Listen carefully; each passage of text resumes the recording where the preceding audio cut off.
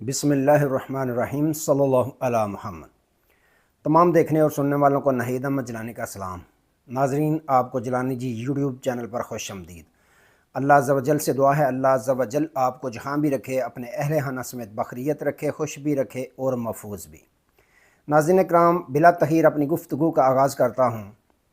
Adiala jail میں جفیاں لگ گئیں اور چیف جسٹس یحییٰ آفریدی کا فل کورٹ جسٹس منصور علی شاہ کی شرکت، اور راجہ سکندر سلطان کی جان شکنجے میں آ گئی۔ ان تمام ایشوز پہ میں نے بات کرنی ہے۔ ناظرین اکرام، سب سے پہلے بات کرتے ہیں اس حکومت نے جو 26ویں آئینی ترمیم زور زبردستی منظور کروا لی، اس کے خلاف سب سے پہلے لاہور ہائی کورٹ، پھر Lahore high court bar, Balochistan high court bar نے یہ فیصلہ کر لیا ہے کہ ہم اس کو چیلنج کریں گے سپریم کورٹ آف پاکستان میں۔ اور جو بلوچستان بار کے صدر ہیں، انہوں نے باقاعدہ اس کو چیلنج کرنے کا فیصلہ کیا، اور انہوں نے کہا کہ یہ منیر ملک ہیں ایڈوکیٹ، ان کی سربراہی میں اس کو چیلنج کیا جائے گا، یعنی کہ وہ اس کیس کی پیروی کریں گے۔ اچھا، ایک طرف تو یہ ہوا، چیلنج کر دی گئی 26ویں آئینی ترمیم، دوسری جانب حکومت بضد ہے کہ ہم 27ویں آئینی ترمیم بھی ہر صورت ہر حال میں کریں گے۔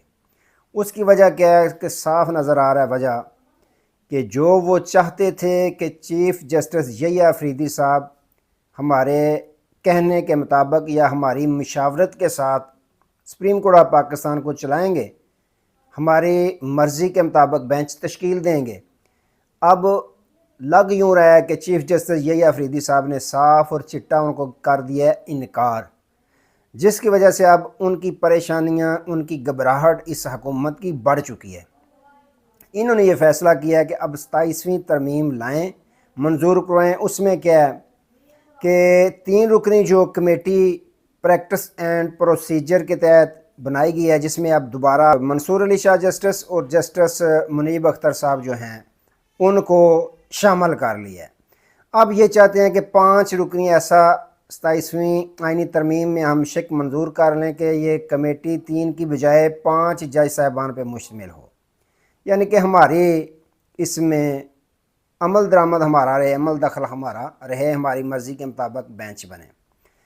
لیکن یہ لگتا نہیں کہ ان کی خواہش پوری ہو سکے، کیونکہ آج چیف جسٹس یحییٰ آفریدی صاحب نے پہلا فل کورٹ بلایا۔ اس سے پہلے انہوں نے کیا کیا کہ 1 ہفتہ کے لیے جو کیس اپنی سپریم کورٹ آف پاکستان میں لگائے ہیں، وہ مجموعی طور پر جو سپریم کورٹ آف پاکستان میں لگائے ہیں 968 کیسز، اور اپنی عدالت میں جس کی سماعت انہوں نے خود کرنی ہے 1 ہفتے کے لیے، انہوں نے 160 کیسز اپنی عدالت کے لیے لگائے ہیں، جس میں انہوں نے خود سماعت کرنی ہے۔ اچھا، اس کے بعد انہوں نے، آپ کو معلوم ہے، فل کورٹ طلب کیا ہوا تھا۔ فل کورٹ میں سوائے 2 جج صاحبان کے جو اڈہاک جج چیف جسٹس سابق جو ہیں قاضی فائز عیسیٰ صاحب، انہوں نے ان کو نوٹیفائی کیا تھا اپنی مرضی کے مطابق، اپنی خواہش کے مطابق۔ ان کو ذرائع خبریں دے رہے ہیں کہ نئے چیف جسٹس یحییٰ آفریدی صاحب نے ان کو اس فل کورٹ میں بلایا ہی نہیں، یعنی انہوں نے اپنی سمت سامنے رکھ دیا کہ میں اڈہاک ججوں پہ یقین نہیں رکھتا۔ لگ یوں رہا ہے کہ ان کی چھٹی ہونے والی ہے۔ ویسے عزت تو اسی میں تھی، ان دونوں اڈہاک جج صاحبان کی، خود یہ استعفے دیتے اور گھروں کے چلے جاتے، لیکن نہیں جا رہے۔ تو ناظرین اکرام، اس میں باقاعدہ بڑی خبر یہ ہے کہ جسٹس منصور علی شاہ صاحب، آپ کو پتہ ہے، عمرہ کی ادائیگی کے لیے اس وقت سعودی عرب موجود ہیں۔ انہوں نے بھی اس فل کورٹ میں باقاعدہ ویڈیو لنک کے ذریعے اپنی حاضری یقینی بنائی۔ اچھا، اس میں یہ تو پاکستانی قوم اور اس حکومت کو بھی پتہ چل گیا کہ یہ جو جج صاحبان میں ہم تفریق کرنا چاہتے تھے، اس میں یہ حکومت کو پتہ چل گیا کہ ناکام ہو چکے ہیں، کیونکہ تمام جج صاحبان نے اس میں شرکت کی۔ تو فیصلے یہ ہوئے کہ کس طرح اس طرح جج صاحبان کے جو بینچ ہیں وہ بنانے ہیں، یا جج صاحبان کے مسائل کون کون سے ہیں، اس پہ باقاعدہ روشنی ڈالی گئی۔ اب اس سے جو اسلام آباد ہائی کورٹ کے جج صاحبان ہیں جنہوں نے ایک خط بھی لکھا تھا، ان کے دلوں میں بھی بہت بڑی امید پیدا ہوئی ہے اور خوشی ان کو ہوئی ہے کہ کسی نے اب بات تو کی ہے نا کہ جج صاحبان کے ساتھ مسائل کیا کیا ہیں۔ تو اس میں باقاعدہ پھر اگلا جو فل کوڈ ہے چیف جسٹس جے آفریدی صاحب نے اس کو 2 دسمبر کو دوبارہ طلب کر لیا ہے۔ انہوں نے کہا کہ یہ ختم نہیں ہوگا بلکہ 2 دسمبر کو دوبارہ یہ فل کورٹ کا اجلاس بلایا جائے گا۔ تو ناظرین اکرام، اس میں بالکل بھی کوئی آئینی جو بینچ ہے اس کے متعلق کوئی بھی بات چیت نہیں ہوئی۔ جو حکومت چاہتی ہے کہ آئینی بینچ کی سربراہی امین الدین کو دی جائے، جسٹس امین الدین کو، اس کے متعلق بالکل بھی کسی قسم کی کوئی بھی بات نہیں ہوئی، اور نہ ہی 26ویں آئینی ترمیم کے خلاف کوئی بات ہوئی ہے، نہ ہی 27ویں جو ترمیم لانا چاہتی ہے حکومت اس کے متعلق کوئی اس طرح کی بات نہیں ہوئی۔ لیکن ایک بات صاف صاف نظر آ گئی ہے اس حکومت کو بھی اور پاکستانی قوم کو بھی کہ جو حکومت کی چال تھی وہ ناکام ہو چکی ہے جج صاحبان کو تفریق کرنے والی۔ جج صاحبان ایک مٹھی ہیں، ایک پلیٹ فارم پہ وہ کھڑے ہیں آپس میں اتفاق کے ساتھ۔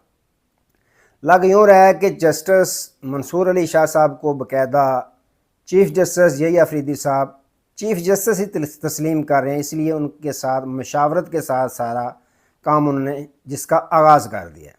اچھا، ایک طرف تو یہ ہوا، دوسری جانب ناظرین کرام راجہ سکندر سلطان آپ کو پتہ ہے توہین عدالت کے زمرے میں آ چکا ہے۔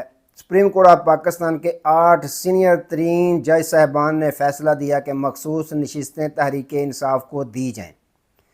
ایک مرتبہ نہیں، 2 مرتبہ نہیں، 3 مرتبہ انہوں نے وضاحت بھی کر دی کہ یہ سیٹیں تحریک انصاف کا حصہ ہیں، اس کے بعد کوئی وضاحت آپ نہیں مانگیں گے۔ ہم نے آخری مرتبہ کہہ دیا ہے کہ آپ مخصوص نشستوں کا کوٹا تحریک انصاف کو جلد از جلد دیں، اور سپریم کورٹ اپنا فیصلہ پر عمل درآمد کروانا خوب جانتی ہے۔ تو اس نے پھر بھی باوجود 3 مرتبہ وضاحتیں سپریم کورٹ آف پاکستان کی طرف سے دیے جانے کے باوجود بھی راجہ سکندر سلطان نے سیٹیں مخصوص جو ہیں تحریک انصاف کو نہیں دیں۔ اس پہ باقاعدہ آج جو ایڈوکیٹ سلمان اکرم راجہ ہیں انہوں نے توہین عدالت کا کیس آج درج کروا دیا ہے سپریم کورٹ آف پاکستان میں۔ اور دوسری جانب جو ہے اسپیکر قومی اسمبلی ایاز صادق صاحب انہوں نے واضح کہہ دیا ہے کہ ہم نے ڈی نوٹیفائی الیکشن کمیشن کے حکم سے کرنا ہوتا ہے کسی بھی ایم این اے کو، کسی بھی ارکان اسمبلی کو۔ جو election commission chairman election commission ہے اس نے جو ہمیں رپورٹ دینی ہوتی ہے ہم اس کے پابند ہوتے ہیں۔ تو ویسے بھی آپ کو پتہ ہے سپریم کورٹ آف پاکستان نے ڈائریکٹ پارلیمنٹ کو یا اسپیکر قومی اسمبلی کو کوئی بھی حکم جاری نہیں کیا۔ لگ یوں رہا ہے کہ یا صادق صاحب اپنی جان چھڑوانا شروع ہو چکے ہیں کہ یہ توہین عدالت اگر لگتی ہے تو جانے راجہ سکندر سلطان اور جانے اس کا کام۔